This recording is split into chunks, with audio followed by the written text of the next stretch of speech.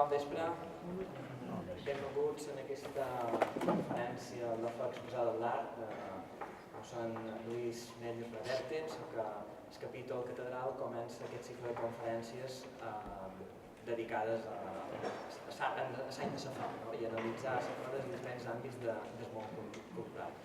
Tenint en compte que Mossèn Mendis parlarà en castellà, si no tenen inconvenient jo seguiré fent la presentació també en castellà perquè tots nos podamos entender, ¿no? En este sentido, yo quisiera simplemente de forma muy breve remarcar un aspecto, ¿no? Y es no solo la adecuidad, sino la necesidad, incluso diría yo, de introducir el tema del arte, y especialmente del arte contemporáneo, dentro de este ciclo de conferencias dedicadas al Año de la Fe, ¿no? Estamos en un ambiente espectacular en este sentido, de la relación que históricamente la Iglesia ha tenido siempre con el mundo del arte. Pero lo comentábamos ahora con el doctor Melis hace un segundo, quizás en el arte contemporáneo esta relación se ha vuelto un tanto más tensa. La sociedad y los artistas con ella parecen haberse alejado en cierta manera del mundo de la fe, y en cambio la Iglesia se ha mantenido muy fiel a sus propuestas desde el Segundo Concilio de Nicea, pasando por el Concilio de Trento y mucho más con el Concilio Vaticano II, donde se establecen las pautas para encajar en cierta manera esta relación del arte con la fe.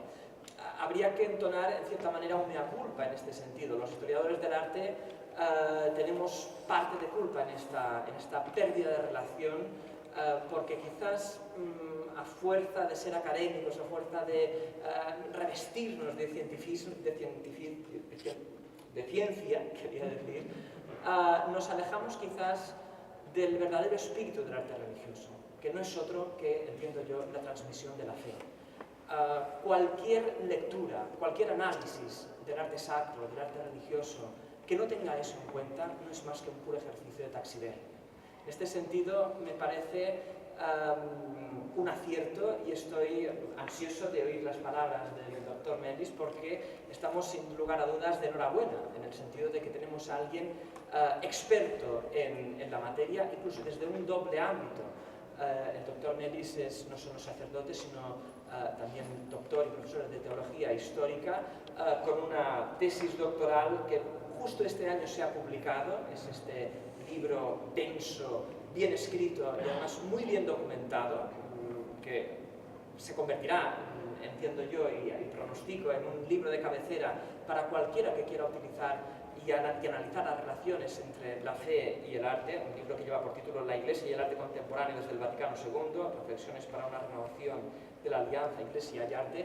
Pero también hay otro aspecto del conferenciante que quisiera destacar, y es su pertenencia a la Delegación Diocesana de Patrimonio de la Archidiócesis de Valencia. En este sentido, el doctor Melis es experto en estas relaciones de fe y arte, fe e iglesia, por un doble sentido, no solo desde el ámbito académico, del ámbito del estudio, sino también desde el ámbito de la gestión, que son, yo creo, los dos ámbitos que, sin lugar a dudas, se entrelazan en este mundo del arte, ¿no? y del patrimonio. Bien, el tema del que vamos a hablar es la expresión del arte, o sea, de la fe a través del arte. Quiero agradecer en primer lugar al excelentísimo cabildo de esta catedral, especialmente en la persona del muy ilustre don Gabriel Amengual, que fue quien personalmente me invitó, su confianza para que pueda dirigirme a ustedes, estimados oyentes, en este año que la Iglesia dedica aún a la fe. Así pues, sacerdotes, hermanos todos, buenas tardes. Puesto que el tema de la expresión de la fe a través del arte que se me ha propuesto es tan vasto, una breve reseña histórica nos puede mostrar una óptica de una cuestión que no es tan simple como la costumbre pudiera hacernos pensar. Dentro de esa aproximación histórica tenemos el fundamento teológico de las imágenes, es decir, la teología que las sustenta su existencia en la religión católica, cuyo objetivo básico no es decorar, sino expresar la fe. Finalmente, tras ceñirnos a la manera en que se contempla la cuestión desde el Vaticano II, pues desde entonces se adopta una visión renovada sobre cuál es el arte asumible por la Iglesia, veremos la necesidad de la generación de nuevas imágenes como su natural consecuencia, que es, dicho sea de paso, como el profesor Villalón ha dicho extensamente, el área que yo estudio de forma más detenida, más precisa. Bien, una breve reseña histórica. Ya he dicho que es imposible ser exhaustivo, pero sí cabe una aproximación a lo que ha sido el itinerario de la relación entre la fe y el arte a lo largo de la historia. Hay que decir primeramente que antes de la revelación histórica de Dios, los hombres vivían en un horizonte de cierta precomprensión de su relación con Dios. Pero iniciemos nuestra exploración. En ciertas culturas, la representación de imágenes estaba expresamente prohibida.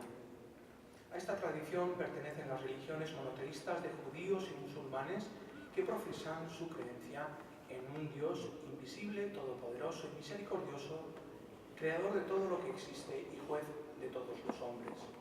De él estaba prohibida cualquier representación. En efecto, si recordamos la palabra de Dios, Moisés recibe en el Sinaí el mandato expreso de no representar ni hacerse imagen alguna del Creador invisible, pues existía el peligro de que el pueblo inclinado a la idolatría se detuviera en su culto a una imagen de Dios, que es inimaginable, dado que está por encima de toda imagen y del entendimiento del hombre. El entonces Ratzinger, cardenal, aludiendo a esta cuestión, nos remitía al primer mandamiento del Decálogo. No te harás ídolos ni figura alguna de lo que hay arriba en los cielos, ni de lo que hay abajo en la tierra, ni de lo que hay en las aguas debajo de la tierra. Éxodo y Deuteronomio. También el Catecismo de la Iglesia Católica nos remite a aquella prohibición. Puesto que no visteis figura alguna el día en que el Señor os habló en el Horeb, de en medio del fuego, no vayáis a prevaricar y os hagáis alguna escultura de cualquier representación que sea. Deuteronomio. Los israelitas eran una minoría rodeada por pueblos idólatras. Dios quiso protegerlos de estas prácticas, especialmente por los profetas Oseas, Jeremías y Ezequiel, que hablaron en su nombre para prohibir la idolatría. Se llevaron a cabo muchas reformas para purificar las malas prácticas, pero ellos frecuentemente recaían. Así, el Antiguo Testamento equipara la representación de Dios con la idolatría. Para la concepción antropológica hebrea, ligada a la idea de conocimiento o posesión, imaginar a Dios suponía, en cierto modo, pretender condicionarlo. La gloria de Dios es inefable y el creyente no puede nombrar ni representar a Dios ni verbal ni plásticamente, pues cada enunciado o cada imagen sería, en cierto modo, como un cercenar su ser.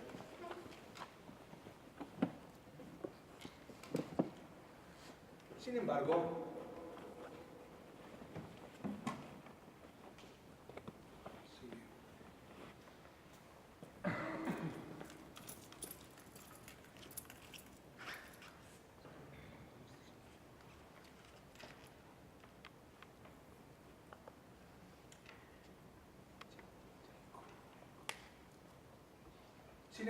parece cierto que ya el judaísmo de la diáspora,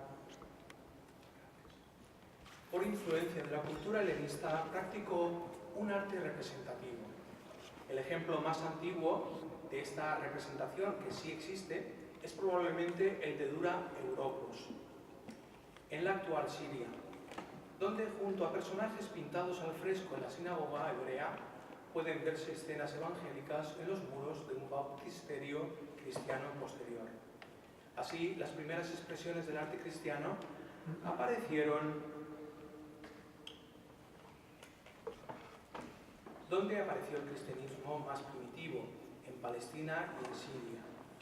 Por lo que más que en Roma, el primer arte cristiano hay que buscarlo en Oriente.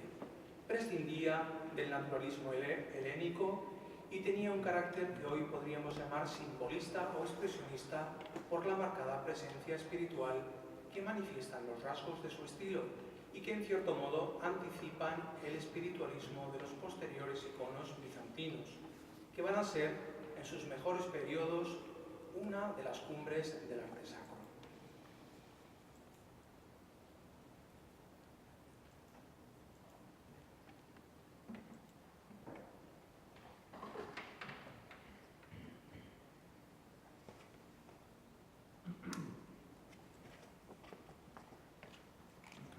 Pero en los lugares donde más arraigará el arte que el cristianismo encontró en sus comienzos, era el fruto maduro del mundo clásico.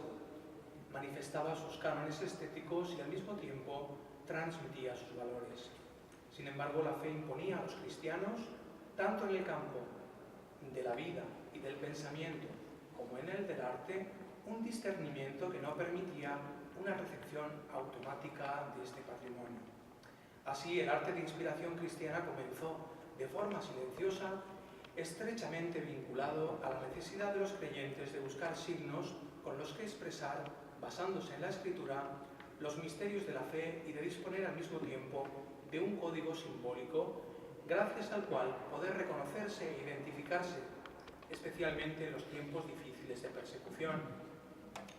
Cabe aquí recordar aquellos símbolos que fueron también los inicios de un arte plástico: el pez, los panes, el pastor y temas relacionados que evocaban el misterio, llegando a ser casi insensiblemente los esbozos de un nuevo arte. Se trata entonces de un arte sígnico, no epifánico, es decir, sin la presencia de lo que expresa, que sí tendrán, para que nos hagamos una idea, los mejores iconos bizantinos. Las escenas bíblicas con sentido y valor didáctico y cargadas de un notable simbolismo, influidas por el arte no naturalista oriental y con un predominio del interés del motivo sobre el esplendor de la apariencia, conforman lo que podríamos englobar bajo el nombre de arte cristiano arcaico, que incorpora la categoría estética y la creatividad artística a la reflexión teológica, lo cual es bastante interesante. En definitiva, las catacumbas asumirán la iconografía precedente adaptándola a la fe. El arca de Noé o el paso del Mar Rojo son ahora alusiones al bautismo. El sacrificio de Isaac y la comida de los 3 ángeles con Abraham, alusiones al sacrificio de Cristo y a la Eucaristía, etc. Son representaciones que no remiten solo a un pasado, sino que asumen el presente y desde su referencia a la memoria contribuyen a la actualización en la liturgia, pues estaban ubicadas frecuentemente en lugares que eran también espacios para la celebración. En el 303, el emperador Diocleciano ordenó la destrucción de todas las iglesias de su imperio. Y entre los siglos IV y V en Bizancio y toda su zona de influencia fue naciendo el nuevo pensamiento estético que proviene ininterrumpidamente de la cultura griega.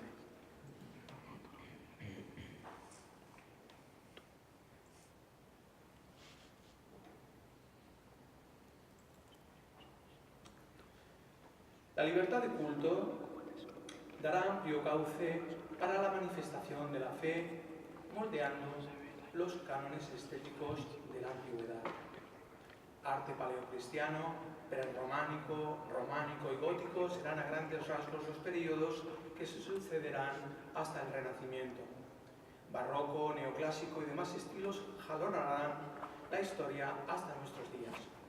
Por cierto, que Giotto supone, en opinión de algunos, el inicio de la separación entre el arte sacro oriental y el arte cristiano occidental, hacia un arte naturalista en el sentido de que irá despojándose de esa presencia que la liturgia oriental sigue cultivando, que evolucionará, en nuestro caso, y del que nosotros, en nuestra precaria situación actual, somos herederos. Me refiero a ese arte naturalista desligado de la presencia espiritual que sí tiene el icono. Un patrimonio abundante, manifestación de la fe en Cristo, se ha ido produciendo a lo largo de la historia y la Iglesia ha ido custodiándolo y transmitiéndolo a través de las generaciones. Veamos un momento de crisis. Fundamento teológico de las imágenes, la cristología de Nicea contra los iconoclastas de Nicea. Los tienen el esquema en las manos, pueden ver el punto 2. La aceptación de las representaciones mediante imágenes cuyo fundamento no es otro que la encarnación del Verbo en la persona de Jesucristo, tuvo que sobreponerse a una de sus principales amenazas en el siglo VIII. Quienes se oponían a las imágenes recurrían al misterio fundamental de la fe cristiana. Cristo es verdadero Dios y verdadero hombre en una sola persona. Arguían que una imagen de Cristo no puede representar su divinidad, porque la trascendencia no es representable. Si la imagen representara solo su humanidad, equivaldría a reconocer una persona humana, lo que supondría caer en la herejía defendida por Nestorio, el bipersonalismo, sobre la existencia de dos personas, divina y humana, cuya doctrina había sido condenada en el concilio de Éfeso en el 431. Pero si en la figura humana, por otro lado, se pretendiera representar la naturaleza divina y humana al mismo tiempo, nos encontraríamos con una mezcla confusa de naturalezas. Esto lo habían afirmado los monofisitas, condenados en el concilio de Calcedonia en 451, el cual definió que en Cristo están unidas las dos naturalezas, sin confusión, sin cambio, sin división, sin separación y en una sola hipóstasis. El dilema que planteaban los iconoclastas, del griego iconoclastés, rompedor de imágenes, iba mucho más allá de la oportunidad de un arte cristiano. Teológicamente ponía en tela de juicio toda la visión cristiana de la realidad de la encarnación, de las relaciones entre Dios y el mundo, la gracia y la naturaleza, en una palabra, lo específico de la nueva alianza que Dios pactó con los hombres en Jesucristo. También la acusación que se hacía acerca de la relación con las imágenes de idolatría era burda, y los padres la contestan con claridad.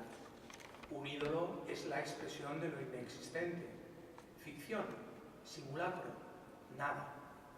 Por consiguiente, idolatrar a un icono, adorarlo como identidad sustancial, según la naturaleza, sería destruirlo, pues sería querer encerrar una presencia en una lámina.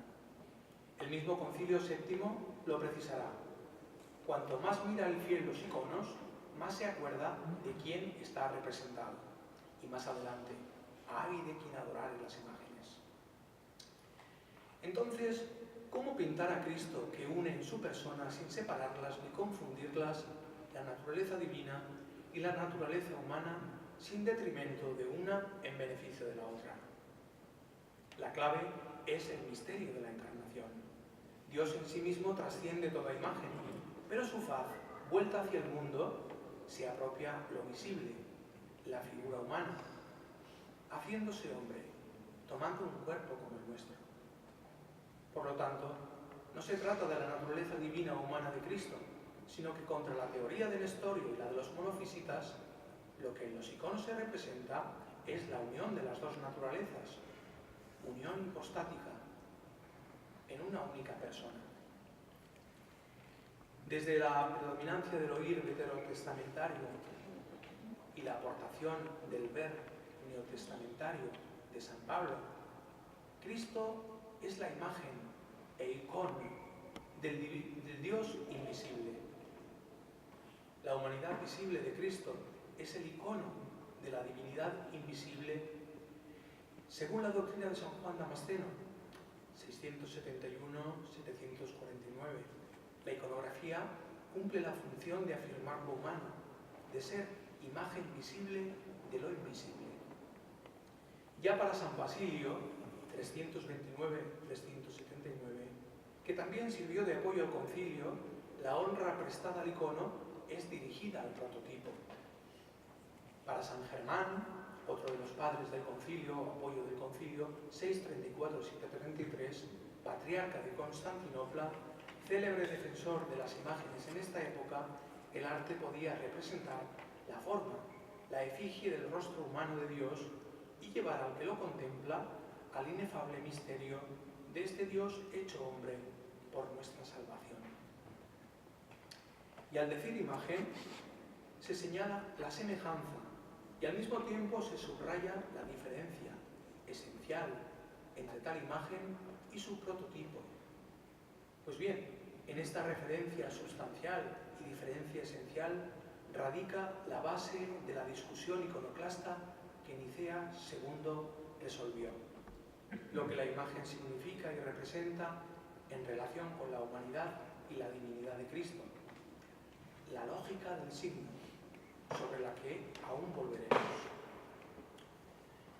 Dice nuestro actual catecismo: como el Verbo se hizo carne asumiendo una verdadera humanidad, el cuerpo de Cristo era limitado. Por eso se puede pintar la faz humana de Jesús. Porque Jesucristo, el Hijo de Dios, se ha hecho hombre, convirtiéndose en la imagen viva del Dios vivo, existe una imagen nítida de lo que hay en el cielo y de lo que hay en la tierra. En la lógica del signo, la materia informada de una obra de arte que sea una imagen de Jesucristo remitirá a Él y a su vez al Padre, a quienes se debe la honra que les es propia, la adoración.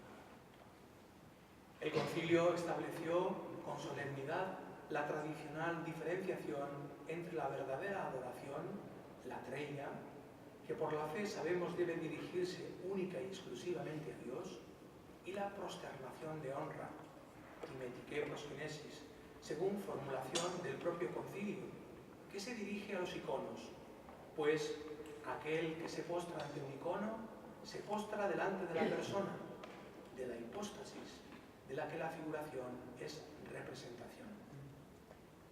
El icono oriental, que tendrá uno de sus momentos de esplendor entre el siglo XV y XVI, de la resurrección de Cristo, aparecerá flanqueado por dos querubines, probable alusión a los que fueron representados en el Arca de la Alianza. Dios ya no se ocultará del todo, sino que se manifestará en la figura de su Hijo. La encarnación del Hijo de Dios, el Dios con nosotros, cambia el sentido de relación del hombre con Dios. Ante la separación de antes, hay ahora un nexo, una vinculación. Esto había de influir en las representaciones de lo sacro, y se inauguró una nueva economía de las imágenes. En otro tiempo, Dios, que no tenía cuerpo ni figura, no podía de ningún modo ser representado como una imagen. Pero ahora que se ha hecho ver en la carne y que ha vivido con los hombres, es posible hacer una imagen de lo que Dios ha mostrado. Y así contemplamos la gloria del Señor. En palabras de San Juan Damasceno. Así, la expresa prohibición de las religiones monoteístas que el mismo Antiguo Testamento suscribía de no hacerse imagen alguna de Dios o de lo que existe en el cielo o en la tierra, no estará, en realidad, en contra de la tradición del arte sacro, que representa aquello que evoca. Por eso el arte cristiano generado es diferente del de los pueblos que no creen en tal encarnación. La Iglesia enseñó desde entonces que no solo se pueden hacer iconos, sino que también es conveniente y correcto el dirigirse a ellas con signos de reverencia, con lo que ello supuso para el desarrollo de la imaginería religiosa y que tan buenos frutos ha permitido cosechar. Traigo un último argumento sobre lo que se jugaba la Iglesia con las tesis iconoclastas. La teología que la sustentaba es luminosamente rebatida por el entonces cardenal Ratzinger.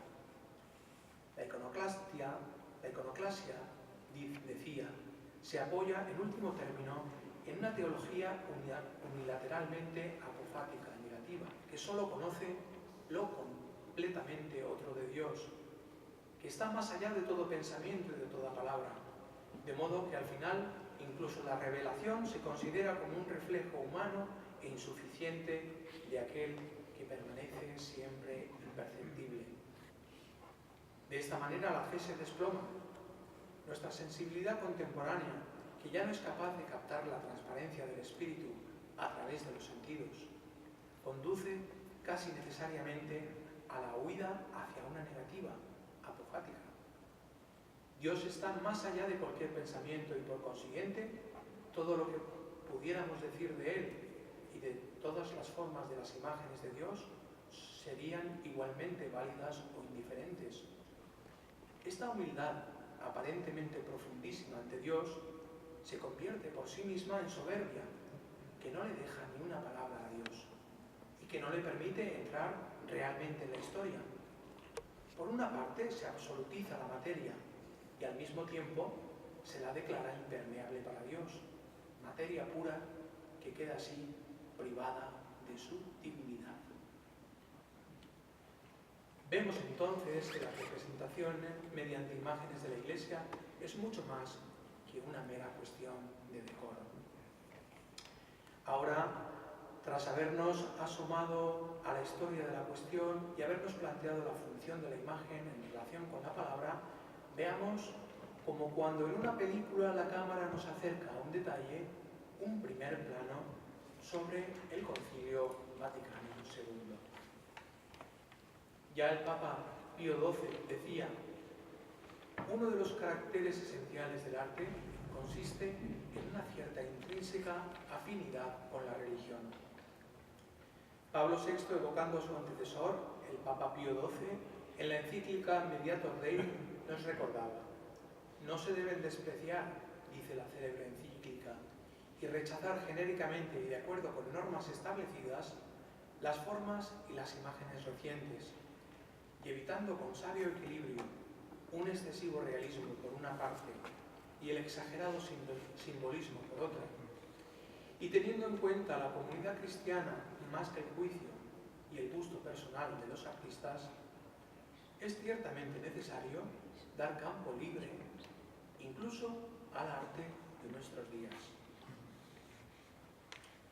El mismo Pablo VI, toda una literatura histórica, teológica, apologética, artística sobre este tema, nos revela el mérito y la sabiduría de la Iglesia con respecto a esta delicada y sublime expresión del espíritu en el campo sensible, confiando al arte una función mediadora casi análoga, podríamos decir, a la sacerdotal, o acaso mejor, semejante a la de la escala de Jacob que baja y sube, es decir, la función de llevar el mundo divino al hombre, al ámbito de lo sensible, de su intuición cognoscitiva, mediante el empleo de los sentidos y mediante sus vibraciones sentimentales, para levantar después el mundo humano a Dios, a su reino inefable de misterio, de belleza, de vida. La liturgia, al emplear muchas de sus señales sensibles, demuestra su vocación artística. Y cuando ésta se comprende y se realiza bien, responde a esta vocación de modo extraordinario, en la belleza de la forma y en la profundidad del contenido. Hasta aquí Pablo VI. Pero en la Europa posterior a las dos grandes guerras había ido imponiéndose la desconfianza en la posibilidad de comunicar lo verdadero, o al menos aludir a ello mediante el lenguaje humano que se sirve de signos elegidos o creados por él mismo.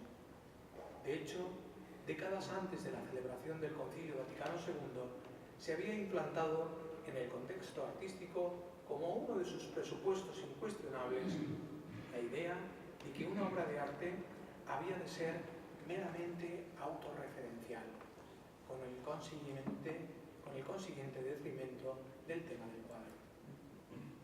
Esto contrastaría evidentemente con nuestra convicción de la necesidad de un arte consentido.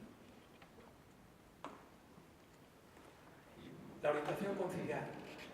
La Constitución Sacrosanctum Concilium sobre la Sagrada Liturgia habla de la dignidad de la actividad humana del ejercicio del arte, cuya cumbre es el arte sacro, estableciendo las características para que realmente lo sea. Se refiere también a la alianza que la Iglesia y el arte ha mantenido a lo largo de los siglos. Esto en los años 60 y tantos. Se refiere también a la alianza que la Iglesia y el arte han mantenido a lo largo de los siglos y determina, y en su caso remite a reglamentación, una serie de cuestiones relativas al ejercicio de tal actividad, a la formación de quienes las realizan, así como a la de los clérigos que de alguna manera han de juzgar su idoneidad.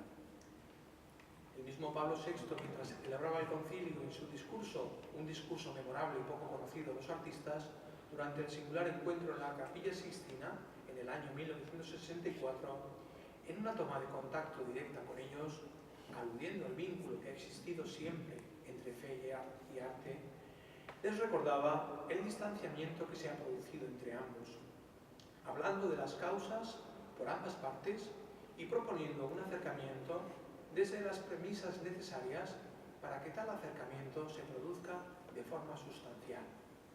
Se refiere a la necesaria sintonía con la fe de la Iglesia que el arte ha de tener para poder ser incorporado a su liturgia y en general a la vida de la Iglesia sin ofenderla.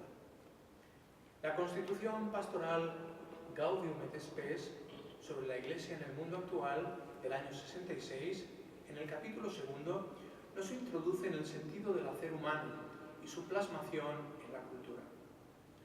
Anima al diálogo con los especialistas en los distintos ámbitos del hacer cultural y a poner en común sus progresos para que el hombre de hoy pueda recibir, en el lenguaje de hoy, las verdades reveladas de siempre. Afrontan el problema de las justas exigencias del progreso cultural como en la antigua Iglesia, sin estrecheces y sin angustia. El mundo es una realidad autónoma que tiene sus propias leyes, lo cual afecta también a la autonomía de la cultura y por ende del arte. Esta autonomía, cuando es rectamente entendida, no representa ninguna protesta contra Dios o contra las afirmaciones de la fe cristiana. Es más bien expresión de que el mundo es propiedad y creación de Dios y que ha sido entregado y confiado a la libertad del hombre, a la cultura y a su responsabilidad. Citando al Papa Juan XXIII, dice que una cosa es el depósito mismo de la fe, es decir, las verdades reveladas, y otra cosa es el modo con el cual están formuladas, conservando siempre el mismo significado. El cardenal Suenens, en su lectura del mensaje a los artistas, en la despedida del concilio, les exhorta a perseverar en los más altos ideales en el desarrollo de su trabajo, guardando los valores éticos y estéticos que hicieron siempre del arte un privilegiado aliado de la Iglesia. El Concilio Vaticano II ha retomado el tema de la utilidad y necesidad de la alianza entre el arte y la fe en el seno de la Iglesia, creando y cimentando una relación fundamentalmente nueva entre la Iglesia y el mundo, entre la Iglesia y la cultura moderna, y en consecuencia entre la Iglesia y el arte. Podemos definirla como una relación de encuentro, de apertura, de diálogo. Ha tratado decididamente de volverse hacia la actualidad, hacia el aggiornamento, insistiendo acerca de la perenne posición de la Iglesia respecto al arte sacro, y no queriendo socavar la necesaria libertad que todo arte precisa para desarrollar su talento, para ser efectivamente sacro y prestar así el servicio a la Iglesia que ésta le demanda. Una nueva relación de la Iglesia con el arte y la cultura, en una relación de colaboración, de libertad y de diálogo más fructífero, por cuanto el arte puede realizarse y desarrollarse solo en el ámbito de la libertad. Si los artistas realizan responsablemente su vocación, la Iglesia quiere y debe estar a su lado en la preocupación por la dignidad del hombre en un mundo que se encuentra estremecido hasta sus últimos fundamentos. En palabras también de Juan Pablo II. Beato, próximamente santo. Un teórico de la solvencia de Juan Plazaola, nos decía que a diferencia de Trento, Vaticano II no ha producido, sin embargo, un auge de la iconografía cristiana. Resulta, dice Plazaola, en cierto modo llamativo, que la iconografía preconciliar, mínima, sobria y fuertemente personalizada de los grandes artistas del mismo siglo que le precedían ya prefigurara lo más innovador del concilio.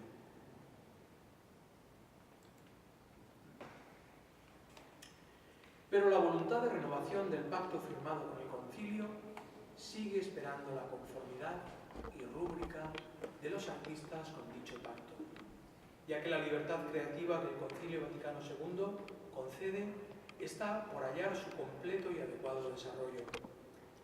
Es una de las asignaturas en las que la Iglesia debe hacer un esfuerzo de actualización con la esperanza de que el desinterés actual del arte por la Iglesia pasará y encontrará el vínculo necesario entre tradición e innovación. He puesto aquí uno de los ejemplos quizá más conocidos, es el de Rubnik, junto a un mosaico del siglo VI. El Concilio Vaticano II ha llamado solemnemente a la responsabilidad de formar globalmente la sensibilidad de la persona para lograr una cultura más integral, en contraste con un mundo cada vez más tecnicista y eficientista que no favorece en absoluto la creación de una mentalidad humanista, premisa indispensable para poder valorar correctamente las más altas y auténticas expresiones del espíritu humano. Hasta aquí la Comisión Pontificia para la Conservación del Patrimonio Artístico e Histórico. Todas las conferencias episcopales del mundo fueron consultadas a este respecto. El Concilio Vaticano II ha recomendado la formación de talleres y escuelas de arte sacro, como ya existían en algunas abadías centroeuropeas, como forma de vincular espiritualmente a los artistas con sus hermanos, de hacer sentir la verdad de nuestra sagrada fraternidad. Para acabar este apartado, aludo nuevamente a la Constitución Conciliar Sacrosanctum Concilium. La obra de arte presenta un rostro nuevo de la realidad. El esplendor de la forma del arte es instrumento privilegiado para hablar de lo absoluto, pues su belleza participa de la belleza divina que debe ser expresada en las obras de los hombres. Por todo esto hay que mencionar la necesidad de la generación de un patrimonio artístico contemporáneo. Punto 4. Decía Juan Pablo II en su memorable y ya ineludible Carta a los Artistas del año 99, toda forma auténtica de arte es, a su modo, una vía de acceso a la realidad más profunda del hombre y del mundo. Por ello, constituye un acercamiento muy válido al horizonte de la fe, donde la vicisitud humana encuentra su interpretación completa. Este es el motivo por el que la plenitud evangélica de la verdad suscitó desde el principio el interés de los artistas, particularmente sensibles a todas las manifestaciones de la íntima belleza de la realidad. Por la forma que se manifiesta por su claridad, la inteligencia puede adecuarse al objeto y el individuo interioriza la belleza a través del goce y surge en él el deseo de superación. Es capaz de sentirse más vinculado al logro del sumo bien, con gozo inmenso e inexpresable, a veces incluso inconscientemente. Si el arte se convierte en vehículo eminente para la búsqueda de Dios,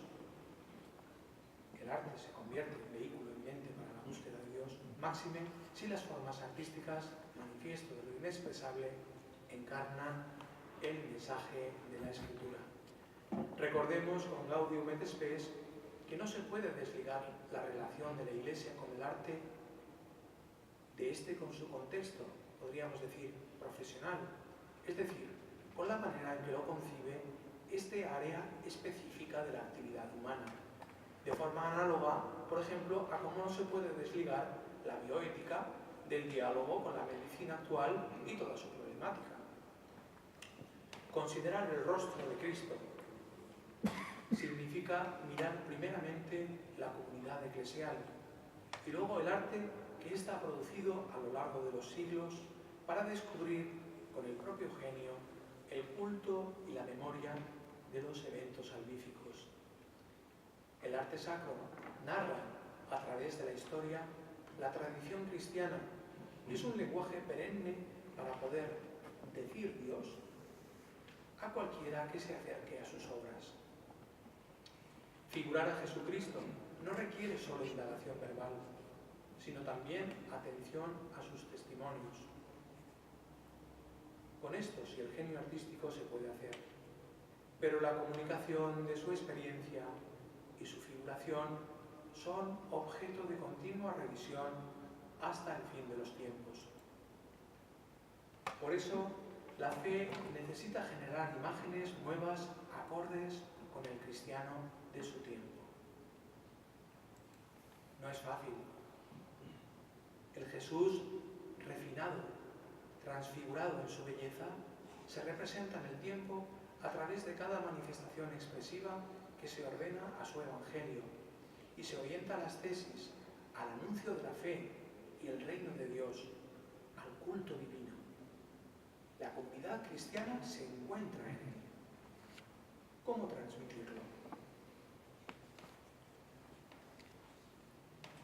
Ya intuyó la mitología greco-latina que el símbolo es la única forma de inserción del misterio en la historia. Imágenes y palabras tienen por objeto manifestar un mensaje a un interlocutor. De forma similar a cómo se construye una frase o un discurso, también la imagen puede construir un mensaje. Un mensaje que no será en este caso verbal, sino visual. Paradigma de la relación entre lo verbal y lo visual son las imágenes simbólicas de toda la Sagrada Escritura, y muy especialmente las de las parábolas de los evangelios que acercan la expresión verbal a la imagen, por la escena que representan al lector, al oyente, y que son la forma de revelar el misterio de Dios, salvaguardando a la vez su trascendencia. Precisamente por componer y desarrollarse a través de muchas imágenes y escenas, le conviene al Evangelio ser hecho perceptible por medio de imágenes. Le favorece en el sentido de que lo hace más próximo, más presente, pues el Evangelio es mediación para el acercamiento por la fe a la revelación acogida personalmente. Recordemos que en el Hijo encarnado, imagen del Padre, distinguimos entre arquetipo e imagen. El símbolo será la herramienta privilegiada adecuada al conocimiento del hombre que nos permitirá articular un discurso capaz de relacionar ambos lugares. En la Sagrada Escritura los ejemplos son continuos y Jesucristo, como centro de la historia, es el símbolo por excelencia, el símbolo originario, como lo llama Karl Rahner. La imagen sagrada aspirará a ser símbolo de la presencia, símbolo de acceso a la trascendencia que todo lo sustenta.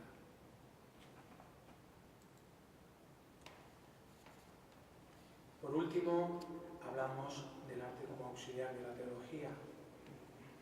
La teología cristiana parte del supuesto de que se habla de Dios porque Dios ha hablado primero y ha dicho su palabra definitiva en el misterio de la encarnación.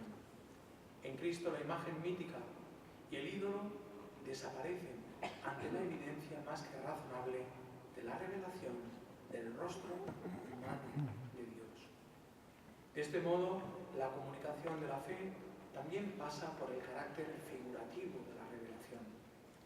La Iglesia necesita clarificar, necesita la expresión formal, es lo que hace el dogma, y también la expresión sensible del misterio, aunque éste sea de por sí inefable.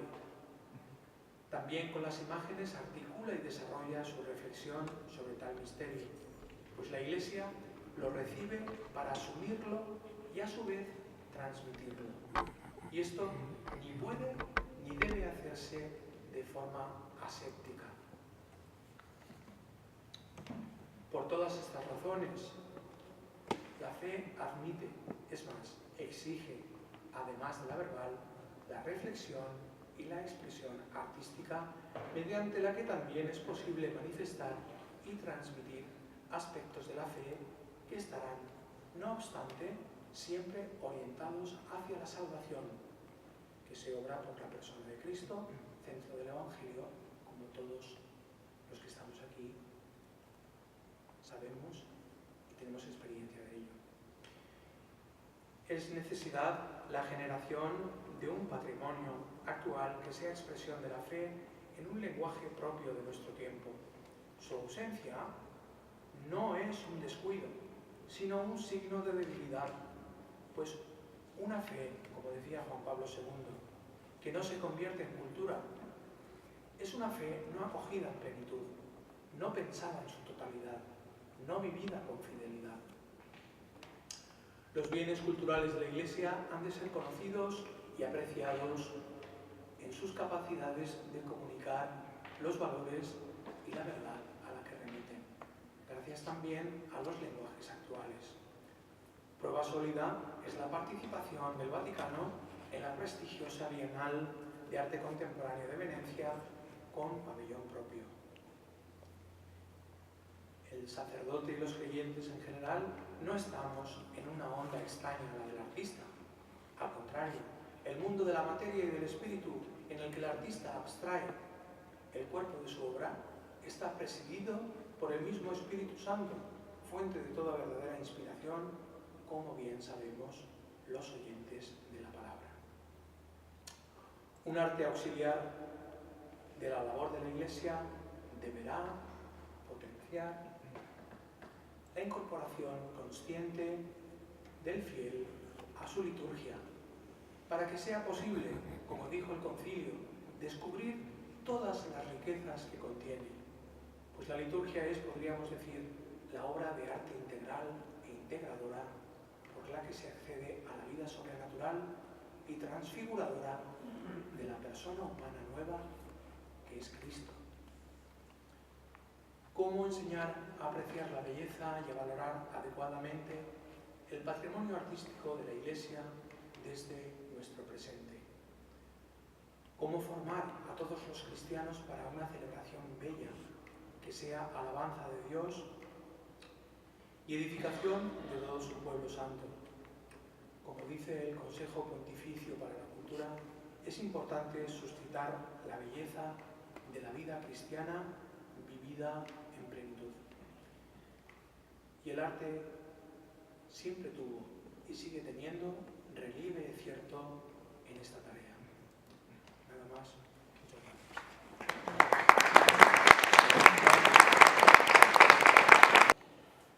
El título, lo leo, la expresión de la fe a través del arte. La fe cristiana, por ejemplo en la Eucaristía, a su juicio, se ha transmitido a través de este arte, Yo personalmente, a título individual, me parece una obra espléndida, que todavía no la hemos descubierto del todo. Tendrá que pasar un cierto tiempo para que veamos la vitalidad que se desprende de este diálogo, de esta capilla a la que yo llamo, modestamente, humildemente, la capilla en la que el Señor acoge a Marcelo y entabla un diálogo con él. A mí me parece espléndido. Esta mañana me quedaba mirando este panel y bueno, tiene una lectura continua esto. Este panel tiene una lectura continua y a mí personalmente me parece un hito en este área. Personalmente.